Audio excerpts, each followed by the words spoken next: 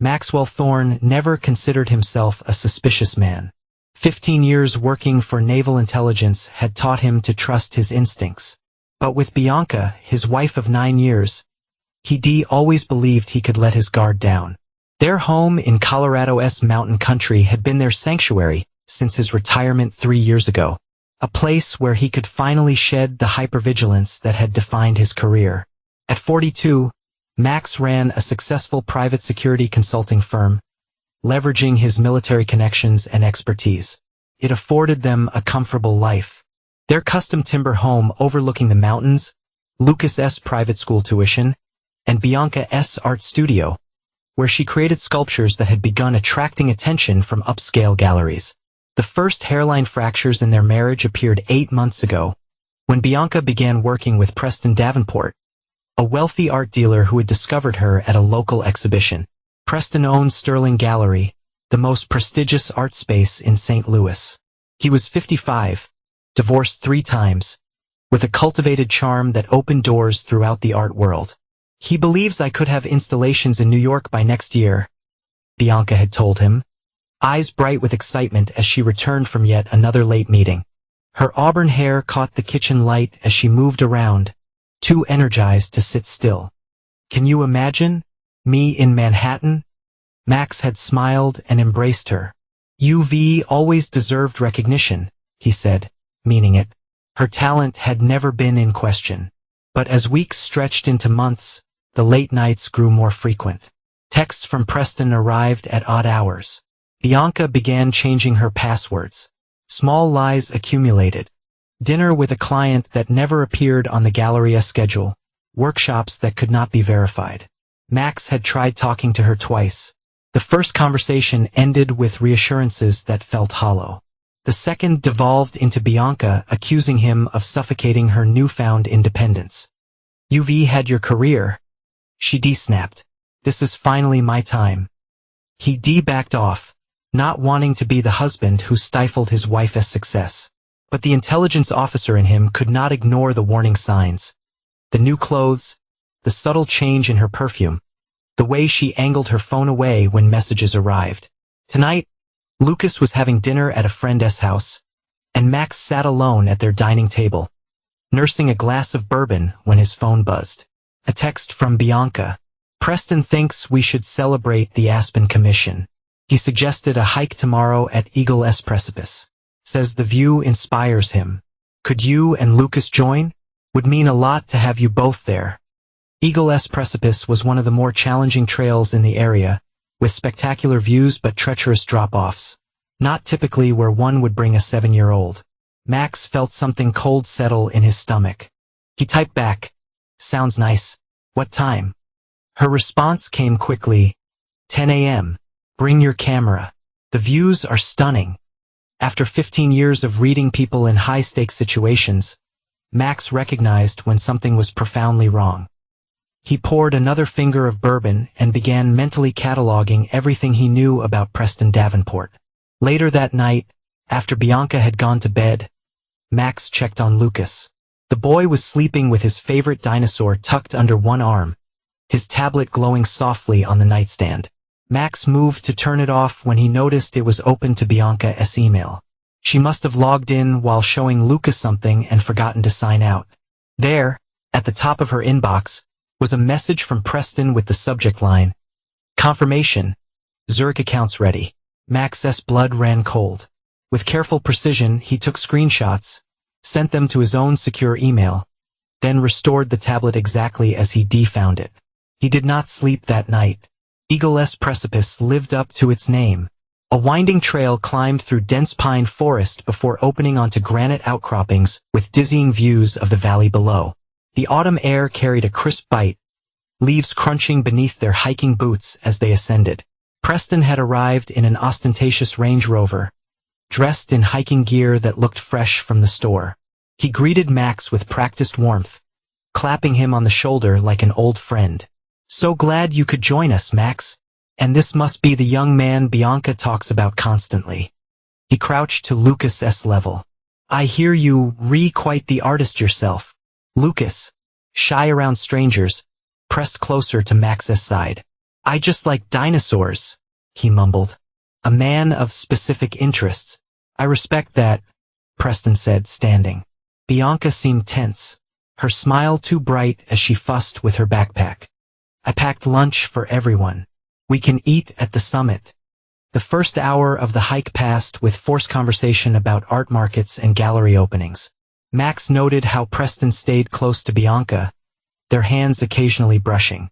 Lucas had fallen into step beside Max, unusually quiet. You okay, buddy? Max asked softly. Lucas nodded but cast a wary glance ahead. Mom was on her computer really late last night, he whispered. She got mad when she saw me. Max squeezed his son's shoulder. What were you doing up so late? I had a bad dream, but when I went to find you, you were in your office. So I went to Mom. But Lucas trailed off. But what? She was talking to someone. On video. She was saying mean things about you. Max's jaw tightened, but he kept his voice steady. What kind of mean things? That you were? Lucas searched for the word. An obstacle. And that you would not let her be free. They rounded a bend, and Preston called back. Almost there. The best view is just ahead. The trail narrowed as they approached the cliff edge. A wooden safety rail, weathered and splintering, was the only barrier between the path and an 800-foot drop to the jagged rocks below. Come look at this view, Max, Bianca called, her voice carrying an unfamiliar edge. She and Preston stood near the rail, both smiling expectantly. Wait here a second, Max murmured to Lucas, stepping forward alone. As he approached, something in Preston's stance changed. A subtle shift in weight, a tensing of shoulders that Max recognized from combat situations. Moving with the speed that had kept him alive in war zones, Max pivoted just as Preston launched. But he miscalculated. It was not him they wanted first. Lucas! He shouted, spinning to see Bianca already behind their son, her hands on his small shoulders.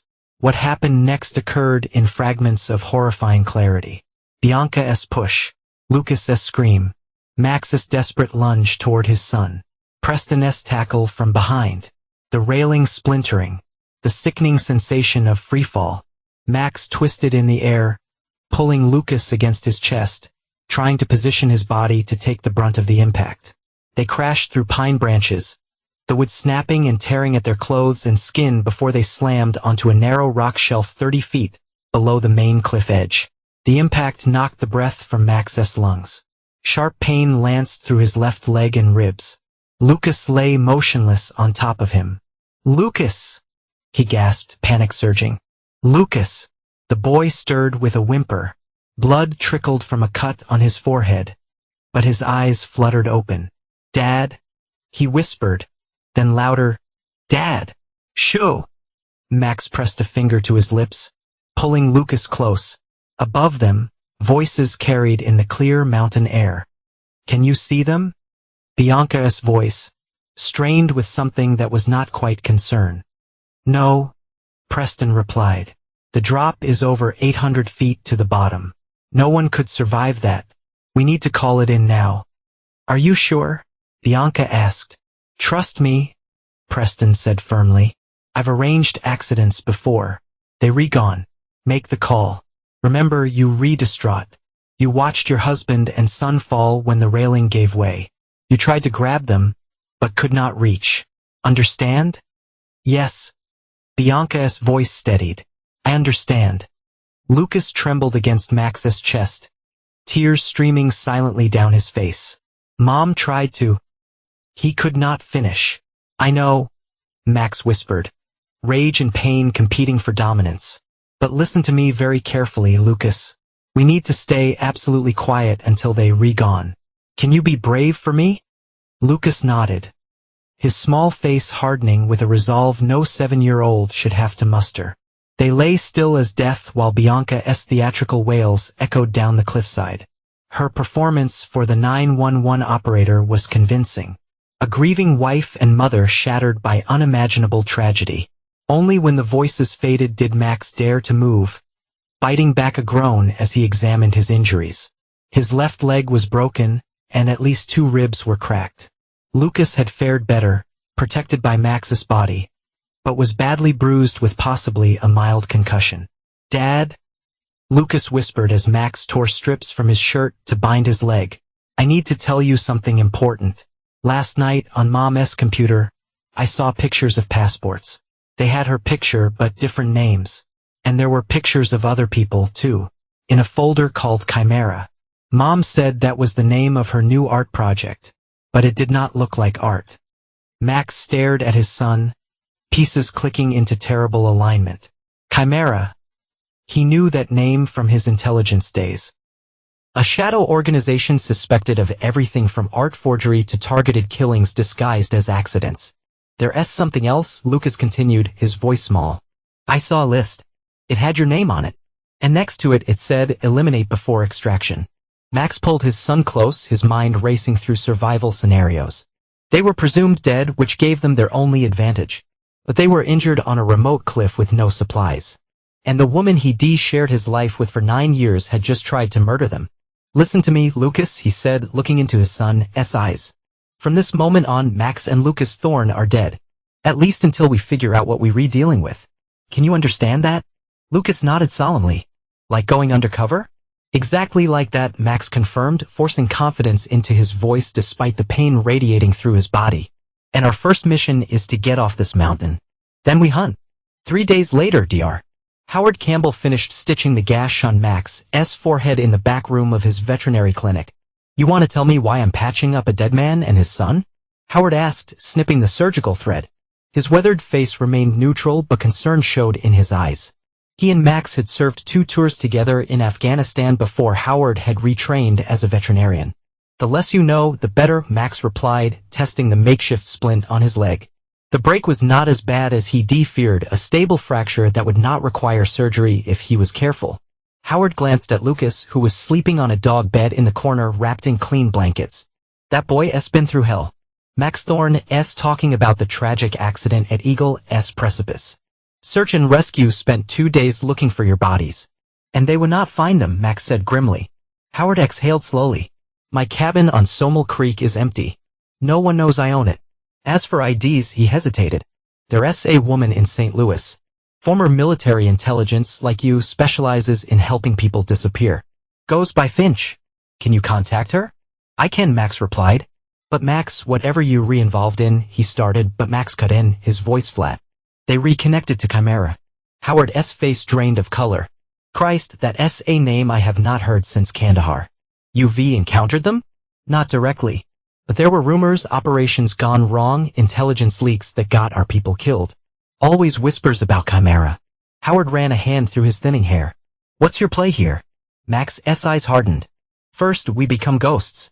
Then I find out exactly what Bianca and Preston are involved in. And then," he glanced at Lucas to ensure he was still sleeping, "I dismantle their entire world." Howard studied his friend's face. The Max I knew followed rules.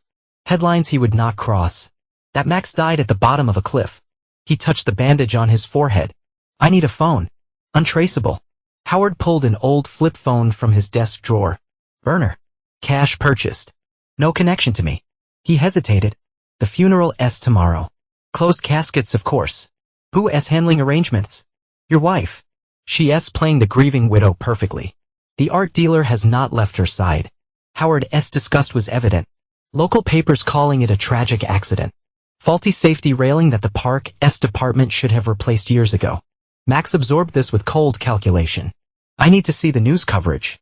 While Howard pulled up articles on his tablet, Max gently woke Lucas. The boy had been remarkably resilient, following Max's instructions without question as they made their painful descent from the cliff ledge, navigated through the forest to avoid rescue teams, and finally reached Howard's clinic under cover of darkness. "How are you feeling, buddy?" Max asked. Lucas rubbed his eyes. "My head still hurts a little. Dr. Campbell has a safe place for us to stay while I get better," Max explained gently. "Like a secret hideout." Howard handed Lucas a chocolate bar and a small stuffed wolf. "My patients usually get a lollipop, but I think you've earned something better." Lucas accepted both with a solemn nod. "Thank you, sir." The boy's formality broke something in Max's heart. Children Lucas's age should be carefree, not hiding from murderous parents in veterinary clinics. Howard showed Max the news articles, photographs of Bianca being comforted by Preston at the search site, quotes from her about Max being the most devoted father and the love of my life. The calculated performance made his stomach turn. "There's something else," Howard said quietly, pulling up a banking app. "I checked your accounts. They've been emptied." Max had expected as much. "How quickly can Finch get us new identities?" 3 days if I call in some favors. "But at LL cost." "Money is not a problem," Max replied. At Howard's questioning look, Max explained, "I learned some lessons in naval intelligence. I've maintained offshore accounts, emergency funds that Bianca knows nothing about." "Smart man," Howard nodded. "I'll arrange a meeting with Finch." That night, in Howard's cabin deep in the Colorado wilderness, Max sat watching Lucas sleep.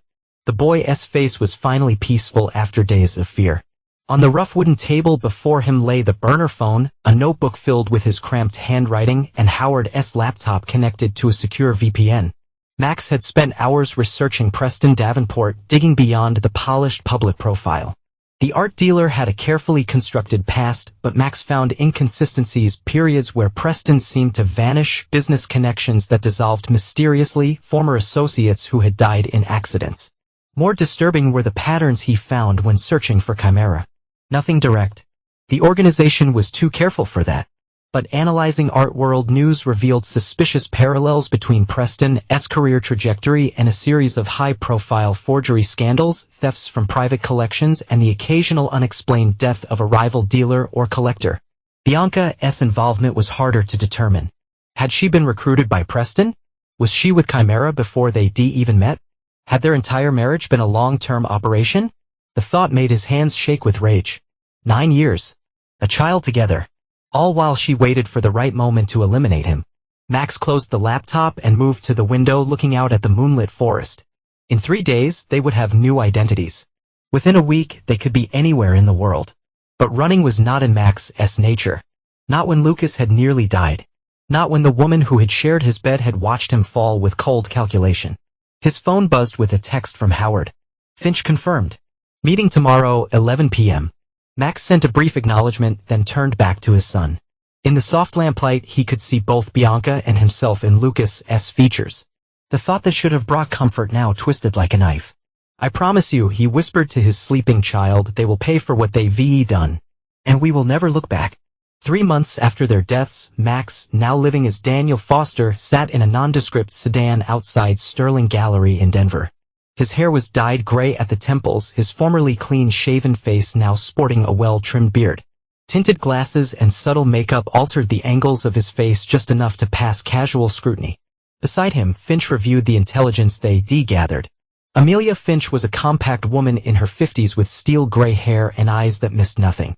After creating their new identities, she stayed on as Max's partner in what she called the most interesting retirement project I've ever taken.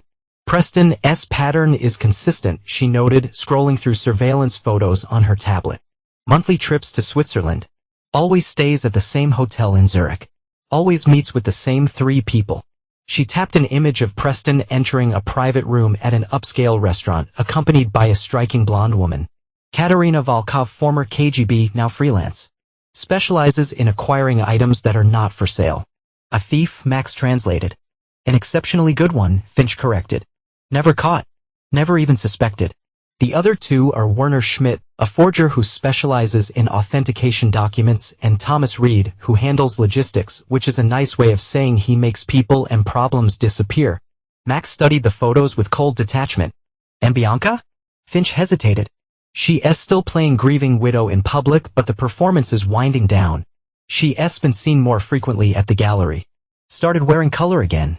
The local arts magazine did a sympathetic piece about her, finding solace in her work. The Chimera operation? Moving forward.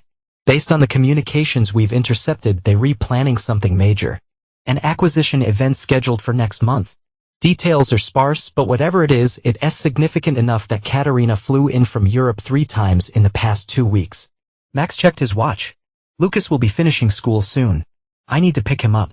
Now enrolled as Dylan Foster in a small private school known for its security and discretion, Lucas had adapted to their new life with remarkable resilience.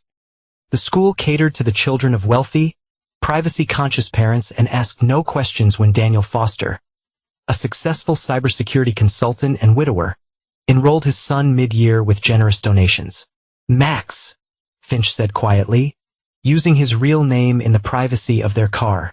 We've been gathering intelligence for months. At some point, you need to decide what your endgame is. I know exactly what my endgame is, Max replied, starting the engine. I'm just waiting for all the pieces to be in position. At Lucas's school, Max waited in the line of luxury SUVs and town cars. When Lucas emerged, backpack slung over one shoulder, Max noted how his son's eyes automatically scanned the surroundings before approaching the car. A habit Max had instilled during their first weeks in hiding. How was school?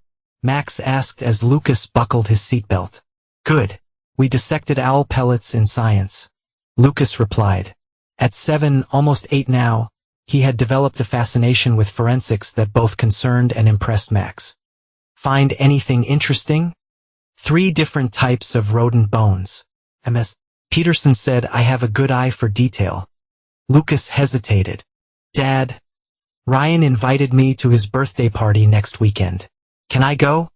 Max felt the familiar pang of wanting his son to have normal childhood experiences while knowing the risks. We'll see. I'll need to check the security of the venue. Lucas nodded, accepting this as he did all the strict protocols of their new life. Is Ms. Finch coming for dinner? Not tonight. She's following up on some information. What Max did not tell Lucas was that Finch was currently breaking into Bianca's new downtown apartment, while Bianca attended an exhibition opening. Some intelligence could not be gathered electronically. That evening, after Lucas was asleep, Max's secure phone buzzed with Finch's coded message. Package acquired. Meeting point Alpha 1 hour. Package acquired meant Finch had found something significant. Meeting point Alpha was a 24-hour diner on the outskirts of the city where they could speak without concern for surveillance. Max checked on Lucas, then activated the advanced security system he de-installed throughout their rented house. A neighbor, a retired police officer whom Max had carefully cultivated as an ally, would keep watch while he was gone. At the diner, Finch sat in a corner booth, a coffee cup and untouched slice of pie before her. Her expression told Max everything he needed to know. It's worse than we thought, she said without preamble as he slid into the seat across from her. From her bag, she removed a small external hard drive. This was hidden in a concealed safe behind her vanity mirror. Sloppy operational security. She has gotten complacent. What's on it? Comprehensive records of Chimera operations going back 15 years. Art thefts, forgeries, blackmail, 7 arranged accidents, including yours. But that's not the worst part. Finch's voice dropped. There's a file about Lucas. Max's blood ran cold. What about him? Genetic profile, medical records, psychological assessments. They've been testing and monitoring him since birth. Max, she hesitated. They engineered him. Bianca was part of a Chimera eugenics program. They wanted specific genetic traits, intelligence markers. The diner seemed to tilt around him. What are you saying? I'm saying Lucas was never a normal family addition. He was a Chimera project from conception. And according to these files, they replanning to recover the asset after a suitable mourning period. They want your son. Max whispered, rage building like a physical pressure behind his eyes. Not just want. They believe they own him. The plan was always to eliminate you once Lucas reached the optimal development stage. Bianca's role was to deliver both the genetic material, yours, and provide the early developmental environment. Max's hands clenched into fists. 15 years. Our entire relationship was a long-term operation. Finch confirmed gently, I'm sorry, Max. The revelation should have destroyed him. Instead, it crystallized his resolve into something diamond-hard and unbreakable. Show me everything, he said. For the next hour, Finch walked him through the contents of the hard drive. Chimera was not merely an art forgery ring as they initially suspected, but a sprawling organization with tentacles in weapons development, human trafficking, and psychological experimentation. Their art business provided both cover and funding. The acquisition event they detected was the upcoming transfer of Lucas to a Chimera facility in Switzerland, disguised as Bianca taking her traumatized son to Europe for a fresh start. "There's one more thing," Finch said, pulling up a video file. This was in a folder labeled Contingency. The video showed Bianca in a sterile room being interviewed by an unseen person. Her responses were flat, detached, as she described Max's routines, weaknesses, and psychological pressure points. "Subject Thorne displays excessive attachment to the child asset," she reported clinically. "Recommended leverage point if extraction becomes necessary." Max watched with growing horror as his wife of 9 years discussed him like a target dossier. When the video ended, he sat in silence, processing the extent of the betrayal. "What's your move?" Finch finally asked. Max took a slow, controlled breath. "We accelerate the timeline. Preston leaves for Zurich next week. That's when we start dismantling their operation piece by piece. And Bianca." Max's eyes were empty of everything but purpose. "I'm going to use every tactic she outlined in that video against her. By the time I'm finished, she'll wish I had died on that cliff." Preston Davenport's office at Sterling Gallery was a study in calculated impression. An original Rothko on one wall, antique desk suggesting old money, modern sculptures positioned to demonstrate his discerning eye. Every element designed to convey power, taste, and success, which made the anonymous envelope on his desk all the more discordant. "It was delivered by courier this morning," his assistant explained nervously. "They had proper ID and paperwork. I verified before accepting."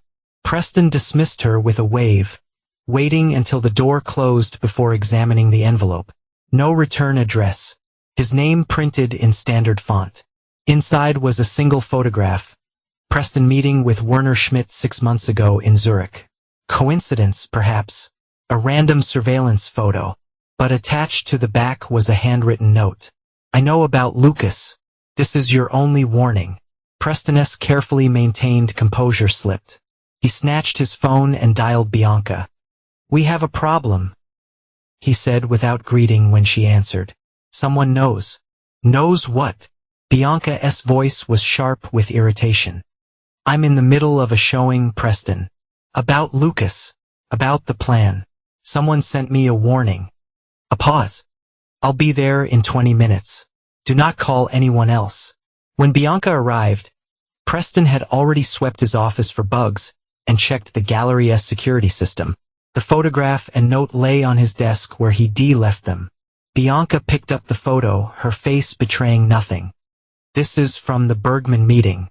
"Yes, 6 months ago. No one knew about that meeting except the inner circle," Bianca finished. She turned the photo over, reading the note. Her composure faltered slightly. "Lucas. Someone knows he's more than just your son," Preston said, pouring himself a generous scotch. "Someone knows about the program." Bianca paced the office. "It has to be an inside threat. No one else would connect Lucas to Chimera operations. Could Werner have talked? He's been unstable since the Amsterdam job." "Possibly. Or Thomas. He was not happy about the fee structure on the last extraction." Bianca stopped pacing. "We need to move up the timeline. Lucas needs to be secured before whoever this is makes another move." Preston shook his head. "Too risky. Deviation from the plan could attract attention. Remember, as far as the world knows, you're still grieving your husband and son. Suddenly traveling with a child who's supposed to be dead would raise questions." "Then what do you suggest?" Bianca's tone was acid. "We find the leak and eliminate it. Maintain current operations as a show of strength. I leave for Zurich as scheduled to consult with the board. You continue preparing for Lucas's extraction next month." Bianca studied him with cold calculation. Preston knew that look. She was weighing his value against his liability. "Fine," she finally said, "but enhance security on all fronts. And I want daily sweeps of my apartment and the gallery for surveillance." After she left, Preston made a secure call to Thomas Reed. "We have a situation. I need comprehensive counter-surveillance and a threat assessment." What neither Preston nor Bianca realized was that the entire conversation had been recorded by technology far beyond standard sweeping protocols. In a van parked 2 blocks away, Max and Finch listened to every word. Phase 1 complete, Finch noted, removing her headphones. They re-rattled, but not running. Max nodded, satisfaction evident in his eyes. Divide and conquer. Preston will suspect Bianca of setting him up. Bianca will question Preston's security measures. Let us see how deep their trust really runs. The following day, Bianca received her own envelope. Inside was a USB drive containing audio of Preston speaking to someone about contingency plans if the widow becomes problematic. The recording was heavily edited, making it impossible to determine context or timing, but Preston's voice was unmistakable. "Is this authentic?" Bianca demanded when she stormed into Preston's office, throwing the USB drive onto his desk. Preston examined it cautiously. "I have not heard it. What does it contain?" "You, discussing eliminating me once Lucas is secured." Her green eyes flashed with dangerous intensity. "Is Chimera planning to remove me from the equation, Preston?" "Do not be absurd," he replied, though his hesitation was just a fraction too long. "This is obviously manufactured to drive a wedge between us. Someone is playing us against each other." "Play it," she demanded. The audio was damning in its selective editing. Preston's face remained impassive, but a muscle jumped in his jaw, the tell that Bianca had learned to recognize over their years together. "This is manipulated," he insisted, taken out of context from multiple conversations. "Yes, we discuss contingencies, we always do, but I never suggested eliminating you." Bianca wanted to believe him.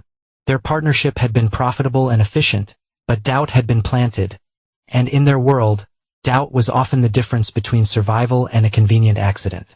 "I'm moving up Lucas extraction," she said flatly.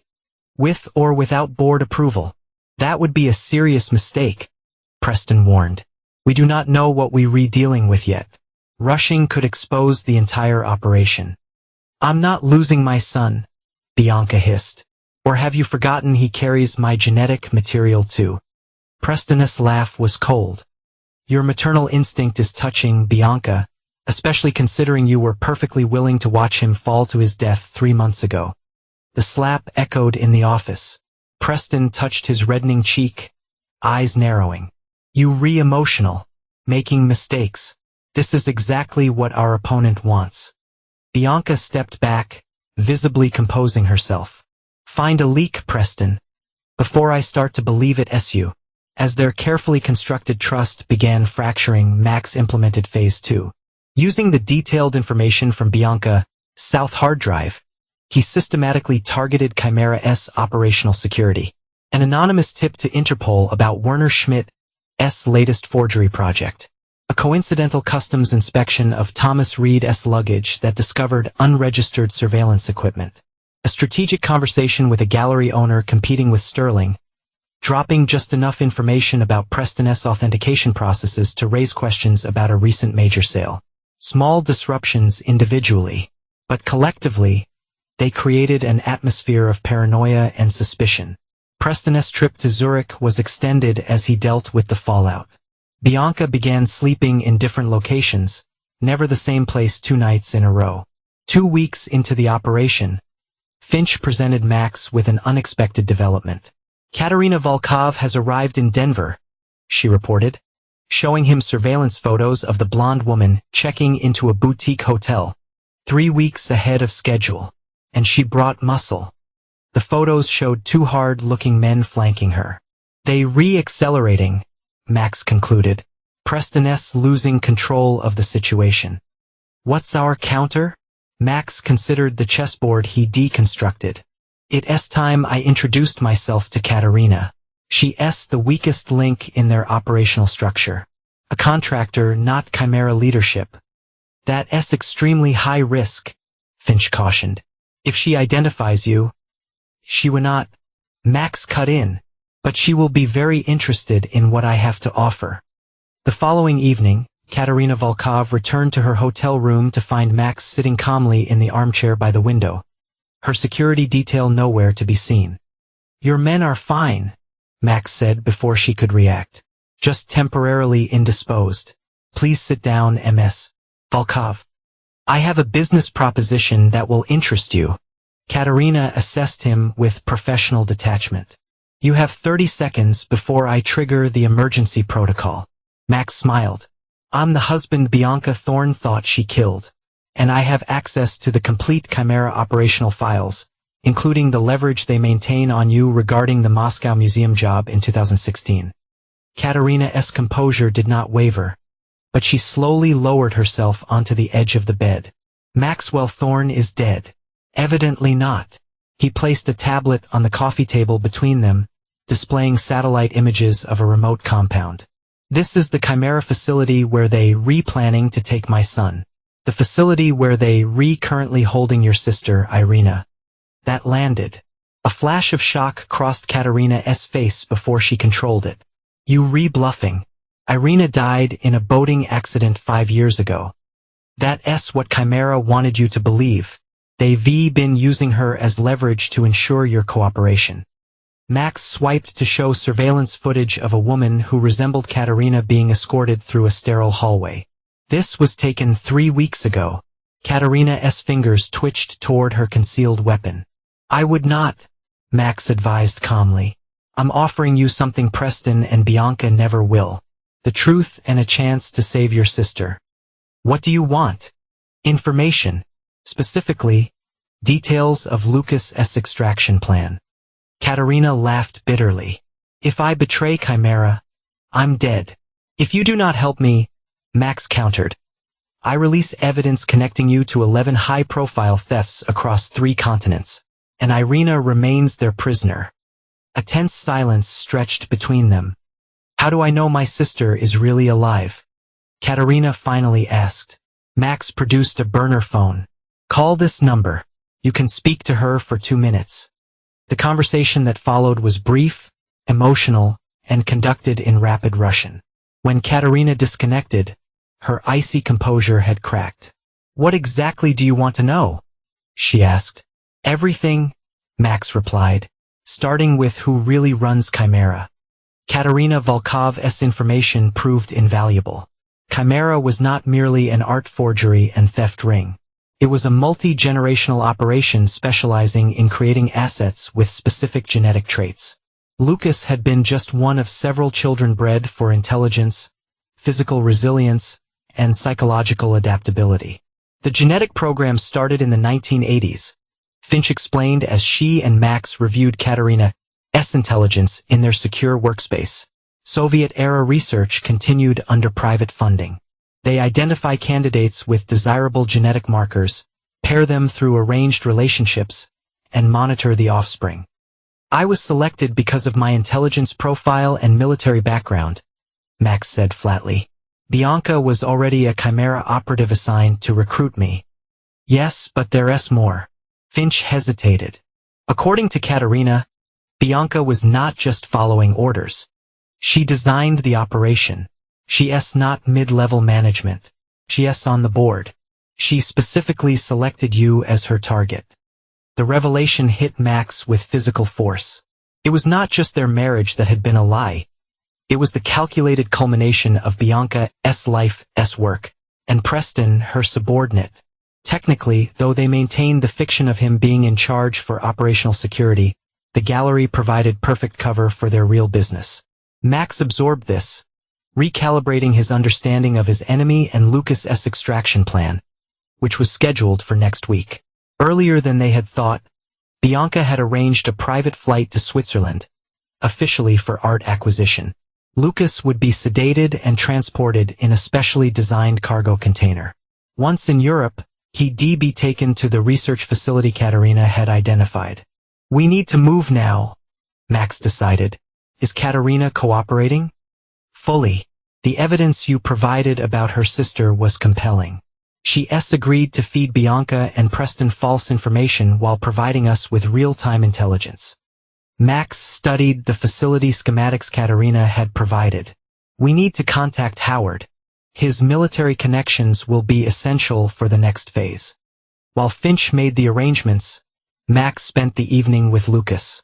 Their ritual movie night, complete with popcorn and Lucas's favorite root beer, had become sacred time in their new life. Tonight's selection was a dinosaur documentary. Lucas curled against Max's side on the couch. "Dad," Lucas asked during a quiet moment, "are we ever going to stop moving around and hiding?" Max considered his answer carefully. "Soon. I'm working on making us completely safe." Lucas nodded thoughtfully. "Is it because of what Mom did?" The directness of the question caught Max off guard. They discussed the betrayal in age-appropriate terms, but he tried to shield Lucas from the worst of it. "Yes," Max admitted. "Mom is involved with dangerous people. That's why we need to be careful." Lucas was quiet for a long moment. "I remember what I saw on her computer that night. They were not just passports. There were pictures of kids in hospital gowns." Max felt his chest tighten. "What kind of pictures, Lucas?" "Like medical pictures, with charts and numbers. One of the kids looked like me." Lucas looked up, his eyes too serious for his age. "Was Mom doing experiments on kids?" Max pulled his son closer. "The people she works with do very bad things. But I promise you they're not going to hurt anyone else once I'm finished." Lucas seemed satisfied with this and turned his attention back to the documentary. But the conversation highlighted what Max already knew. His son was perceptive beyond his years, retaining details that most adults would miss. The genetic engineering chimera had produced exactly what they wanted, a child with exceptional cognitive abilities. What they had not anticipated was that those same abilities would help Lucas survive their attempt to kill him. The following day, Max executed the next phase of his plan. Using data from Bianca's South hard drive and Katarina's intelligence, he identified Chimera's financial structure. Through a complex web of shell companies and offshore accounts, they had amassed billions in assets, including the contributions from Max's accounts after his supposed death. Working with a financial specialist Finch had recruited, Max began systematically attacking those assets. Irregular activity reports were filed with banking authorities. Anonymous tips were sent to financial crimes units in 7 countries. Digital traces were planted to suggest internal embezzlement. By midday, Preston was fielding panic calls from Chimera board members as accounts were frozen and audits initiated. Bianca remained publicly composed, but private surveillance showed her increasingly erratic behavior, drinking heavily, berating gallery staff, making cryptic phone calls at odd hours. The pressure Max applied increased daily. Howard's military contacts provided intelligence on Chimera's facility security. Katarina delivered coded messages about board discussions. Finch monitored Bianca's and Preston's movements with ruthless efficiency. 6 days before the scheduled extraction, Preston received another envelope. This one contained something that drained the color from his face, comprehensive evidence of his involvement in 3 deaths disguised as accidents, complete with financial transfers, communications, and witness statements. "We've been compromised at the highest level," he told Bianca when she arrived at his penthouse that evening. "Someone knows everything. All of it." Bianca reviewed the evidence with professional detachment that belied her internal panic. "This is an inside job. No one else could have this level of detail." "The board is pointing fingers at us," Preston said, pouring himself a third scotch. "The Frankfurt and Singapore accounts are frozen. Zurich is under regulatory review." "What about the facility?" "Still secure, but for how long?" Preston ran a hand through his thinning hair. "We need to extract Lucas now." Bianca nodded. "I've already made arrangements. The plane leaves tomorrow night." "What about the supplies?" "The medical team? They'll meet us in Zurich. Right now, securing Lucas is the priority." Bianca's phone chimed with an encrypted message. Her expression hardened as she read it. "The board has called an emergency session. They're resending Carl to assist with the extraction." Preston swore softly. Carl Bergman was the board's enforcement specialist, sent when an operation needed to be salvaged or eliminated. "When does he arrive?" "He's already here," Bianca said grimly. "And he's not alone." What they did not know was that their entire conversation was being relayed to Max in real time. Carl Bergman's arrival complicated matters, but also presented an opportunity. The more Chimera resources concentrated in Denver, the more vulnerable their other operations became. "They're moving tomorrow," Max told his assembled team that night. Howard had arrived with 3 former Special Forces operators he trusted implicitly. Finch had completed the extensive technological preparations. Katerina was providing minute-by-minute intelligence on Chimera movements. Bianca plans to sedate Lucas during a memorial visit to a park dedicated to deceased children, Katerina reported.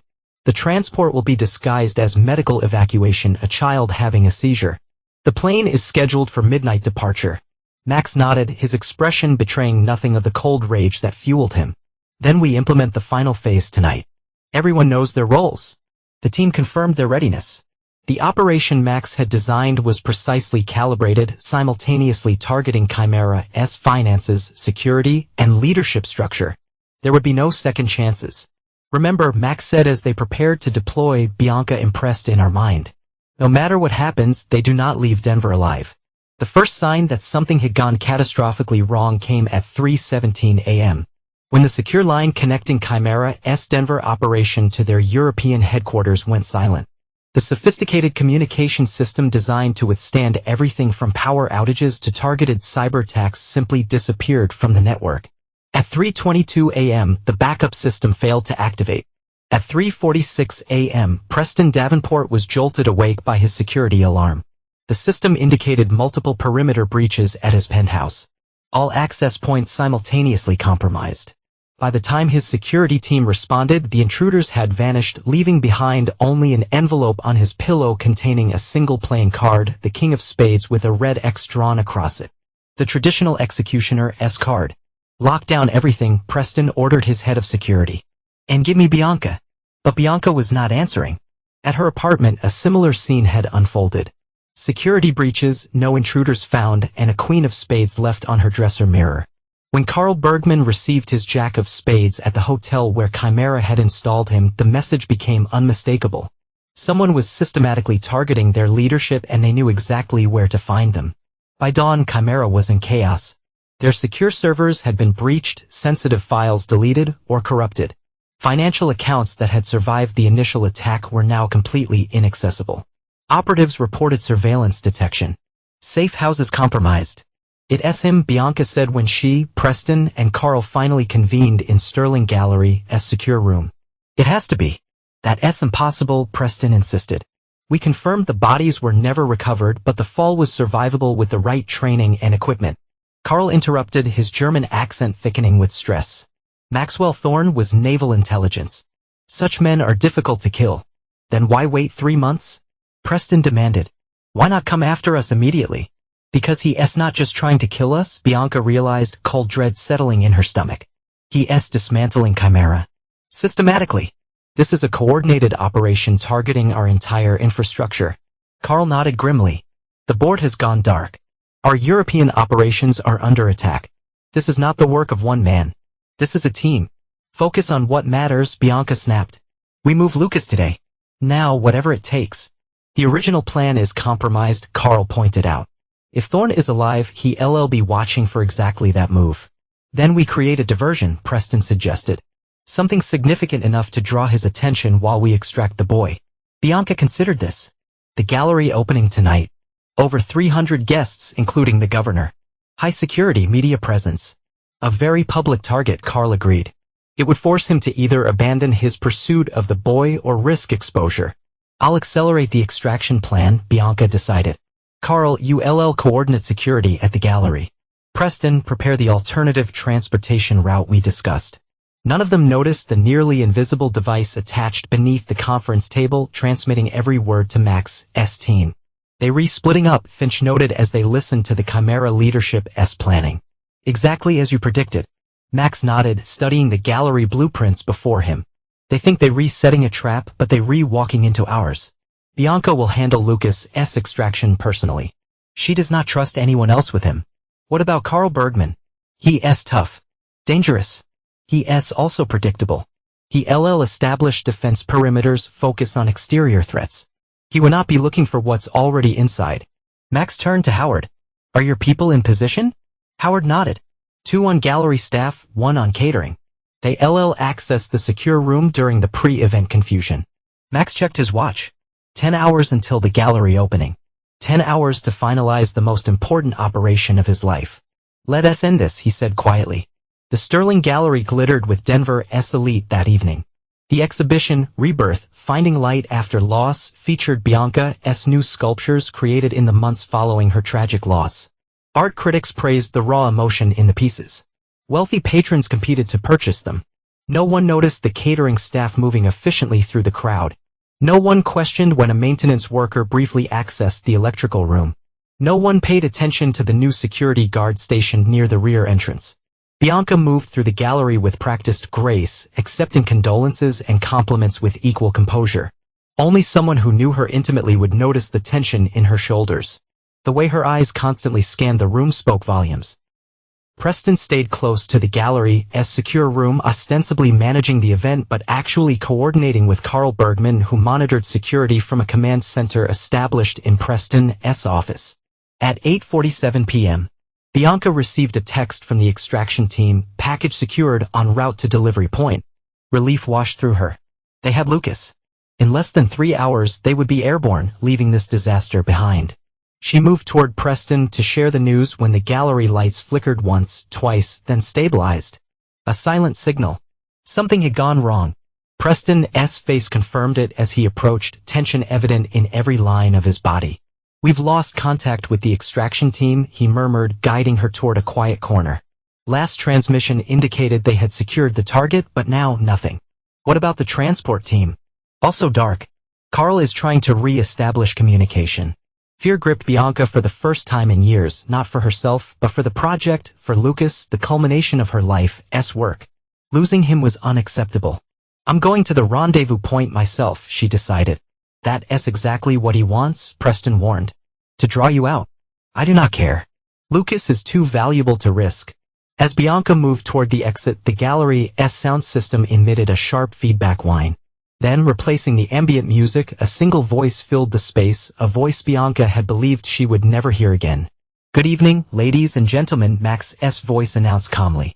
"I apologize for interrupting this celebration of my wife's artistic achievements, but I thought it appropriate to make a small announcement." The crowd murmured in confusion. Bianca froze, blood draining from her face. "For those who do not know me, my name is Maxwell Thorne. You may have heard of my tragic death alongside my son Lucas some months ago. Reports of our demise were somewhat exaggerated." Gasps and confused exclamations rippled through the gallery. Security personnel began moving toward the sound system controls but found themselves subtly blocked by catering staff. "My wife, Bianca, has been telling a fascinating story about our accident," Max's voice continued conversationally. "But fiction has always been her specialty, perhaps even more so than sculpture. For example, most of you do not know that the pieces you re-admiring tonight are not actually created by Bianca at all. They were the work of 3 unacknowledged artists who were eliminated once their usefulness ended." Preston was frantically signaling security while attempting to locate the source of the broadcast. Carl barked orders into his communication device, receiving no response. "But that's a minor deception compared to others," Max continued. "I've taken the liberty of preparing a small exhibition of my own, one that tells a more accurate story. You'll find it in the private viewing room that Mr. Davenport has been so carefully guarding tonight." As if on cue, the secure room's door swung open. Inside, the walls were covered with photographs, documents, and video screens, a comprehensive exposé of Chimera operations with Bianca and Preston featured prominently. Chaos erupted. Patrons pushed toward the secure room. Security attempted to block access. Journalists present for the exhibition began recording everything. Bianca did not waste time looking. She knew exactly what Max had done. With Preston close behind, she headed for the emergency exit only to find it blocked by police officers. "This way," Preston hissed, pulling her toward a service corridor. "We have a contingency route." They hurried through the passage, emerging into the alley behind the gallery where a car waited, engine running. Preston yanked open the driver's door. The interior light revealed Max sitting calmly behind the wheel. "Hello, Bianca," he said pleasantly. "Looking for Lucas? He's safe. Far safer than he ever was with you." Preston reached for his concealed weapon, but before he could draw, the sharp crack of a silenced pistol split the air. He crumpled to the ground, blood blooming from his chest. "You always did let him take point," Max noted, stepping from the car. "Useful when checking for threats." Bianca maintained her composure, analyzing escape routes, assessing the threat. Max stood between her and the street. The alley behind her ended in a fence too high to scale quickly. "Where's my son?" she demanded. "Your son?" Max's voice hardened. "The boy you pushed off a cliff?" The child you engineered as part of a eugenics program? That's not a mother, Bianca. That's a monster. You do not understand what Lucas is, Bianca said, taking a careful step backward. He's more important than either of us. His genetic profile makes him a 7-year-old boy who likes dinosaurs and struggles with fractions, Max cut in. Not an asset.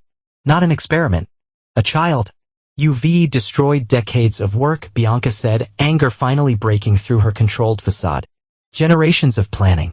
For what? Some outdated concept of family. For justice, Max replied simply. Chimera is finished, Bianca. Your accounts are seized. Your facilities raided. Your board members in custody or dead.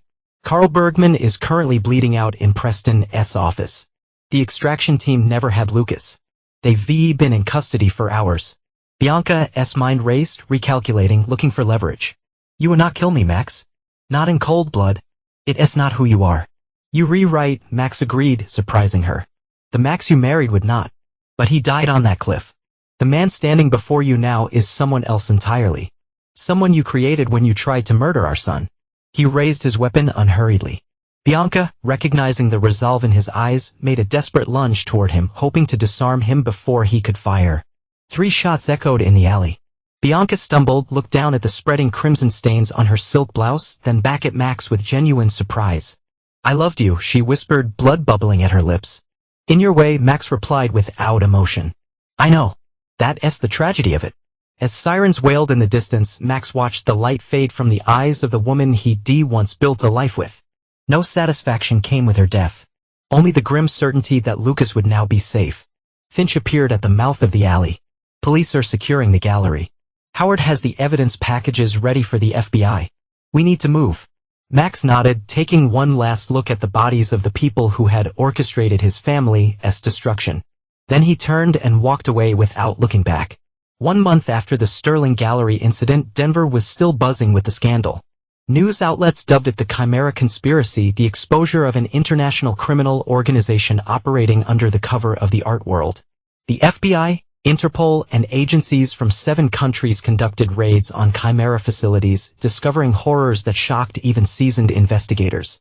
Evidence provided by an anonymous source detailed decades of criminal activity, art forgery, money laundering, blackmail, human trafficking, illegal genetic experimentation, and multiple murders disguised as accidents. Preston Davenport and Bianca Thorne, found dead behind the gallery, were identified as key operatives. The official story, carefully constructed by Max and his team, reported that Maxwell and Lucas Thorne had survived their fall from Eagle's precipice but gone into hiding after realizing Bianca had orchestrated the accident. After gathering evidence against Chimera, Max had contacted federal authorities, leading to the organization's downfall. Preston and Bianca's deaths were attributed to internal Chimera conflict, the organization eliminating liabilities as it collapsed. In reality, Max, Lucas, and their core team had relocated to a coastal property in Oregon, purchased through layers of shells and trusts. The sprawling house overlooking the Pacific provided both security and the peaceful environment Lucas needed to heal. The last of the Chimera children have been located, Finch reported one evening as she, Max, and Howard sat on the deck watching the sunset. Lucas was inside with his tutor, a child psychologist specializing in trauma recovery. 17 in total, ages 4 to 16, all products of their genetic program. What will happen to them? Howard asked. Most have been placed with screened foster families. The older ones with the most extensive conditioning are in specialized therapeutic facilities, Finch said, sipping her wine. It's remarkable how many influential families were involved, knowingly or unknowingly. And the board members? Max asked. 3 dead, including Carl Bergman, 4 in custody, 2 still unaccounted for, Finch replied, studying Max's expression. The FBI believes they fled to non-extradition countries. They effectively neutralized. Make sure we maintain surveillance, Max instructed. I want to know immediately if they attempt to rebuild. Howard cleared his throat. Have you decided what to tell Lucas? It was the question Max had been wrestling with for weeks. How much should a 7-year-old know about his origins? About the organization that had engineered his existence? About what his father had done to ensure his safety? The truth, Max finally said. Gradually and age-appropriately, but lies have already caused too much damage. Finch nodded approvingly. The psychological assessment indicates he's remarkably resilient. His attachment to you is secure. That's the foundation he needs. Max excused himself to check on Lucas, finding him in the study with Dr. Landry completing a cognitive exercise disguised as a game. Lucas's face brightened when he saw Max. "Dad, Dr. Landry says I'm setting records on the memory tests." "That's great, buddy," Max said, ruffling his son's hair. "5 more minutes. Then how about we take a walk on the beach before dinner?" Lucas nodded enthusiastically. Max exchanged a glance with Dr. Landry, who gave a subtle nod indicating they'd talk later about Lucas's progress. On the beach, Lucas ran ahead, collecting interesting stones and shell fragments, occasionally bringing his treasures for Max's inspection. The simple normalcy of the moment struck Max with almost painful intensity. "Dad!" Lucas called, waving from where waves lapped at his feet. "Can we go swimming tomorrow if it's warm enough?" "Sure," Max agreed, watching his son's delight with a mixture of love and fierce protectiveness. Later that night, after Lucas was asleep, Max sat at his desk reviewing security protocols with the same methodical attention he'd once given to naval intelligence operations. The property was a fortress, cutting-edge systems, trusted personnel, multiple escape routes, and contingency plans. A soft knock at the door preceded Finch's entrance. She placed a file before him. The final DNA analysis from the Chimera research facility. Max had been waiting for this report with equal parts dread and necessity. It would confirm exactly what they'd done to Lucas's genetic makeup. "It's remarkable work in a purely scientific sense," Finch said as Max read.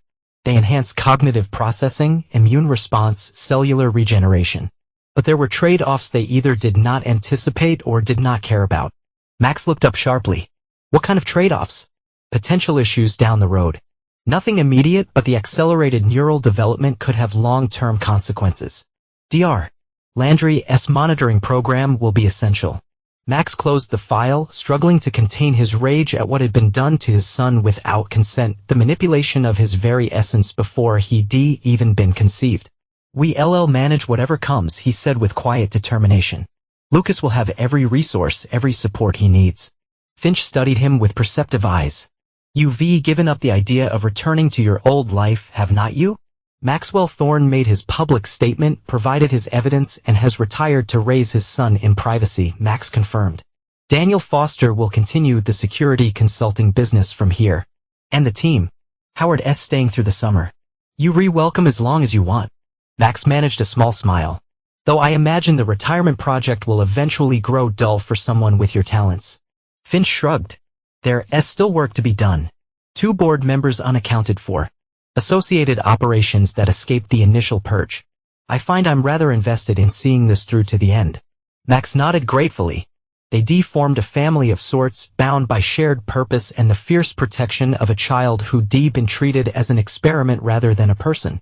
Later, making his final security rounds before sleep, Max paused at Lucas's bedroom door. The nightlight cast a gentle glow over his son's sleeping form. No trace remained of the frightened boy who had whispered warnings on a cliff ledge. In its place was a child gradually reclaiming his right to ordinary childhood joys. Max made a silent promise, not just to protect Lucas from external threats, but to ensure he grew up knowing he was valued for himself, not for what Chimera had engineered him to be. Whatever challenges came, whatever Lucas might eventually become, Max would be there to guide him toward becoming his own person, free from the legacy of betrayal that had nearly destroyed them both. 2 years later, on a crisp autumn morning much like the day of their supposed deaths, Max stood at the edge of their property watching Lucas practice rock climbing on the natural formation they had professionally equipped with safety gear. At 9, Lucas showed the same methodical focus that had helped him survive the cliff fall, testing each handhold before committing his weight. "He's getting good," Howard observed, joining Max on the observation deck. Now a permanent part of their household, Howard divided his time between veterinary work in the nearest town and security operations for what remained of their team. "He's fearless," Max agreed, pride evident in his voice. "Not fearless," Howard corrected. "He respects the danger. There's a difference." Lucas reached the summit and waved triumphantly before preparing for his controlled descent. Max waved back, marveling at his son's resilience. The nightmares had gradually subsided. The hypervigilance had evolved into healthy caution. The trauma remained a part of him but no longer defined him. Finch emerged from the house, tablet in hand. "We have confirmation. Victor Kroll has been located." Max's expression hardened. Victor Kroll, the last unaccounted for Chimera board member, had been traced to a compound in Malaysia. For 2 years, their network had hunted him, following money trails and surveillance footage across 3 continents. Is he still operational? Max asked. Limited capacity. He gathered some former Chimera scientists, but nothing approaching their previous capabilities, Finch reported, displaying satellite imagery of a heavily secured estate. Our sources indicate he's trying to access backup data on the genetic program. Lucas's data, Max concluded. Among others, yes. He seems fixated on recovering what was lost. Howard frowned. Even with his resources diminished, he's dangerous. Desperate men with nothing to lose usually are, Max agreed, watching Lucas begin his climbing descent, movements precise and confident. Prepare the operation. I want options on my desk by dinner. You're not going yourself, Howard said, making it a statement rather than a question. No, Max confirmed. Those days are over. This stays with the team. Later, while Lucas completed his studies with his tutor, Max reviewed the operational plans Finch had prepared. Clean, efficient, deniable, with multiple contingencies for every variable. The Max of 3 years ago might have questioned the ethics of such ruthless planning. Now he simply nodded approval. Authorization code? Finch asked, preparing to transmit the orders to their field team. Max provided the code that would initiate Victor Kroll's removal, the final act in dismantling Chimera's leadership. No hesitation. No remorse. That evening, as they prepared dinner together, another routine Max had established to create normalcy. Lucas asked suddenly, Dad, are we ever going back? Back where, buddy? To our old house? To Colorado. Lucas carefully chopped vegetables, his knife skills impressively precise for his age. Tommy at school says his family moved because his dad got a new job, but they visit their old home sometimes. Max considered how to answer. Lucas knew a simplified version of why they relocated, that his mother and Preston had tried to hurt them, that they done bad things, that they were gone now. But the full truth of Chimera, of Lucas's genetic engineering, of what Max had done to protect him, those were conversations for the future. I do not think so, Max said honestly. Too many difficult memories there. But if you'd like to visit Colorado someday, we could go to different places, the mountains maybe. Would you like that? Lucas nodded thoughtfully. Maybe when I'm older. He resumed chopping. Dad, do you miss Mom sometimes? The question caught Max unprepared. I miss who I thought she was, he answered carefully. But that person was not real. I remember she used to sing to me, Lucas said quietly. When I was little, was that real? Max's throat tightened. Yes, that was real. Your mother was complicated, Lucas. She did love you in her way. She just loved other things more. Lucas seemed to accept this, moving on to set the table with typical efficiency. Max marveled at his ability to compartmentalize. Another trait that might have been engineered or might simply be his natural response to trauma. That night, after Lucas was asleep, Max received confirmation. Victor Kroll had been eliminated.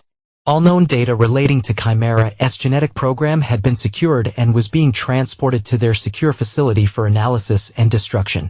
It's over, Finch said simply when she delivered the news. Chimera is finished. But Max knew better. Organizations like Chimera were never truly finished. They metastasized, evolved, re-emerged under new leadership. The vigilance would need to continue. The security protocols maintained, the network of informants preserved. Yet something had shifted. A chapter had closed. The immediate threat to Lucas had been eliminated. In his study, Max opened the safe behind a landscape painting and removed a thick file. His contingency plans for Lucas should anything happen to him. Guardianship arrangements, trust structures, educational provisions, security protocols, everything Lucas would need to navigate a world that might still contain threats from his past. Howard and Finch were the designated guardians, with a network of trusted individuals as backup. Financial resources were structured to provide lifetime security while incentivizing independence. Most importantly, the file contained letters Max had written to Lucas at different ages, guidance and truth for the boy to access as he matured. Max updated the document as he did regularly, then returned it to the safe. Some might call it paranoia. He considered it responsible parenting under extraordinary circumstances. The following morning, Lucas found him at the breakfast table reviewing security locks. Dad, can we go fishing today? Just us. Max looked up, seeing the simple request for what it was, a child's desire for normalcy, for connection, for the undivided attention of his remaining parent. Absolutely, he agreed, closing his laptop. Just us. Later, as they sat on the dock extending into the cove below their property, fishing lines cast into the clear water, Lucas leaned comfortably against Max's side. The easy silence between them felt like healing. "Dad," Lucas asked, watching his line for movement. "Are you happy here?" The question was surprisingly perceptive, acknowledging that their new life had been built from necessity rather than choice. Max considered honestly before answering, "I'm happy you re-safe. I'm happy we re-together." He ruffled Lucas's hair. "The rest will come." Lucas nodded, seemingly satisfied. "I like it here. The ocean, the forest, my school." He paused. "But I do not want you to be lonely." Max looked at his son with surprise. "I'm not lonely, Lucas. I have you, Howard Finch. Our team." "But that S-work," Lucas said with 9-year-old wisdom. "Tommy's dad says adults need friends too." And he hesitated, suddenly uncertain. "And what?" Max prompted gently. "And maybe someday you could find someone else. Not like Mom," he added quickly. "But someone good. Someone who likes us both." Max was momentarily speechless at his son's generosity, his ability to imagine a future beyond the betrayal that had shaped their recent years. "Maybe someday," Max agreed, pulling Lucas close. "But I'm pretty content with how things are right now." They sat in comfortable silence, the rhythmic sound of waves against the shore creating a peaceful backdrop. Max realized that despite everything, the trauma, the violence, the reconstruction of their lives, they had found a measure of peace. He could not change the circumstances of Lucas's creation, could not erase the genetic manipulation or the purpose Chimera had intended for him, could not shield him forever from the truth of his origins. But he could ensure that Lucas's future would be his own to determine, free from Chimera's influence, defined by his own choices rather than the genetic destiny others had attempted to impose. The fishing line suddenly went taut. Lucas sat up excitedly. "Dad, I got one." "Steady," Max coached. "Remember what I taught you. Take your time." As Lucas expertly played the fish, his face alight with concentration and joy, Max felt a rare moment of perfect certainty. Whatever challenges the future held, and there would be many, they would face them together, not as Chimera's experimental subject and his handler, not as victim and protector, but simply as father and son. And that, Max decided as he watched Lucas reel in his catch with triumphant laughter, was enough.